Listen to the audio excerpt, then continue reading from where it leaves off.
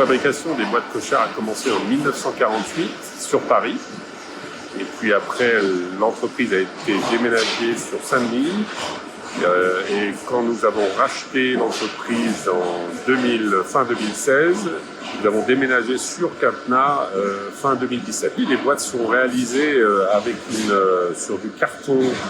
On a deux types de cartons, un carton recyclé et ce qu'on appelle un carton pure pâte, fait par deux prestataires qui sont en France et sous une recette, en tout cas pour l'un d'eux, qui nous appartient. Un des premiers avantages de la boîte Cochard, c'est sa résistance, la résistance au choc, au déchirement, sa résistance aussi à l'aspersion d'eau, au feu même.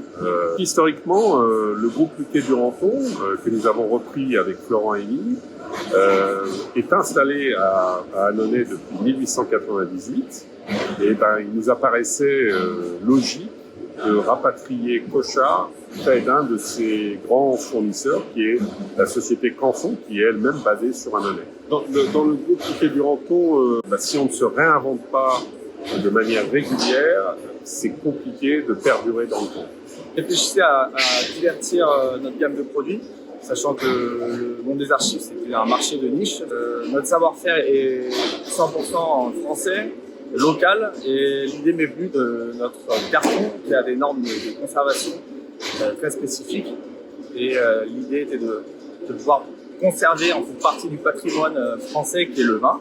Et ça permettrait de conserver l'étiquette du vin, qui est des éléments clés des vins de garde.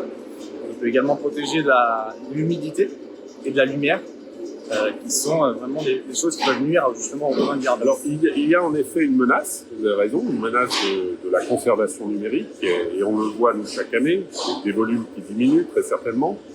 Mais il faut pas oublier qu'un document, les archives sont aussi des objets qui sont dédiés à la recherche historique. Et donc vous avez des documents qui ne seront jamais détruits, même s'ils sont numérisés. Un chercheur voudra y accéder, voudra aller dans une salle de lecture, dans des archives pour y accéder.